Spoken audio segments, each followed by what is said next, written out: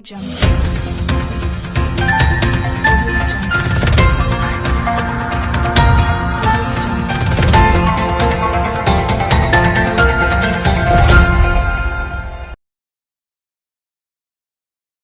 News കാലാവസ്ഥാ വാർത്തയിലേക്ക് സ്വാഗതം. ബംഗാൾ ഉൾക്കടലിൽ ഭൂമധ്യരേഖയ്ക്ക് സമീപത്തായി ഇന്നലെ ന്യൂനമർദ്ദം രൂപപ്പെട്ടതായും ഇത് വീണ്ടും ശക്തി പ്രാപിച്ച് ഇന്ന് ശക്തി കൂടിയ ന്യൂനമർദ്ദമായി മാറിയതായും കേന്ദ്ര കാലാവസ്ഥാ നിരീക്ഷണ വിഭാഗം. അടുത്ത 24 മണിക്കൂറിനുള്ളിൽ ഇത് വീണ്ടും ശക്തി പ്രാപിച്ച് തീവ്രന്യൂനമർദ്ദമായി മാറാൻ സാധ്യതയുണ്ടെന്നും കേന്ദ്ര കാലാവസ്ഥാ നിരീക്ഷണ വിഭാഗം അറിയിച്ചു. വടക്കുപടിഞ്ഞാറ് ദിശയിൽ സഞ്ചരിക്കുന്ന സിസ്റ്റം മറ്റന്നാളോടെ ശ്രീലങ്കയ്ക്ക് സമീപം എത്തിച്ചേരും. സിസ്റ്റത്തിന്റെ സ്വാധീനത്താൽ തമിഴ്നാട്ടിലും കേരളത്തിലും വിവിധയിടങ്ങളിൽ മഴയ്ക്ക് സാധ്യതയുണ്ട്. മറ്റന്നാളോടെ തമിഴ്നാട് ഭാഗങ്ങളിൽ മഴ ലഭിച്ചു തുടങ്ങും.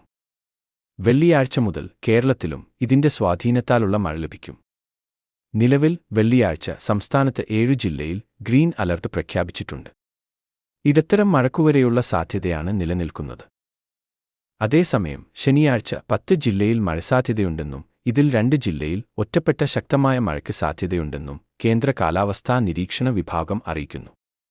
ശക്തമായ മഴയ്ക്ക് സാധ്യതയുള്ളതിനാൽ പത്തനംതിട്ട, ഇടുക്കി ജില്ലകളിൽ അന്ന് യെല്ലോ അലർട്ട് നൽകിയിട്ടുണ്ട്.